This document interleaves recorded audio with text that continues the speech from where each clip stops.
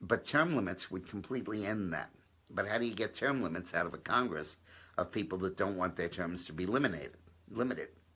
The answer is a convention of the states. That is the alternate procedure for amending the Constitution that our founding fathers wrote in. They said that either you amend the Constitution by getting by two-thirds majority of each House of Congress and then three-quarters of the states to agree. But you can bypass Congress entirely.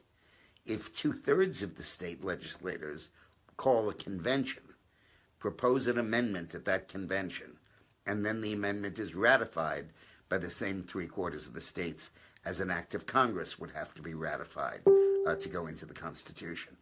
And the reason they set it up was to prevent congressional tyranny and to prevent the overreach of the federal government into state governments. And it gives state legislatures, an opportunity to limit the authority of the central government in a way that the central government never would do. It's a brilliant, brilliant clause, and it has never been used. Why not? Well, people are afraid it'll get out of hand, and people will propose major amendments that are horrible. That's all an excuse. The real reason is they're scared to death to permit a process that they cannot control. And no issue personifies and typifies this better than term limits. Almost every state in the country has term limits on their governors and on their state legislatures.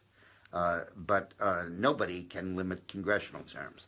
Arkansas tried, and the Supreme Court threw it out and said a state can't do that, only the federal government can. And Congress won't. So this is the best way of doing it.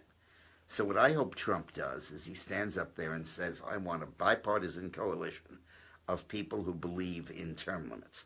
Term limits apply equally, of course, to both parties, and I'll have votes from each party to support that. And a lot of the Bernie Sanders people who want to break the power of the banks and the financial institutions and the grip they have on Congress are going to go along with that. And a lot of the Republicans who are genuinely reformist and genuinely want to change government and eliminate the deep state, they're going to go along with it. But mainly what's going to go along with it is a whole bunch of state legislators who do not want congressmen to sit there forever. First of all, they want to run for Congress, so they want term limits so that there are vacancies. And secondly, because they want to limit the encroaching power of the federal government, exactly as the framers intended. And I think Trump should get behind this and push it, and it is a completely bipartisan issue.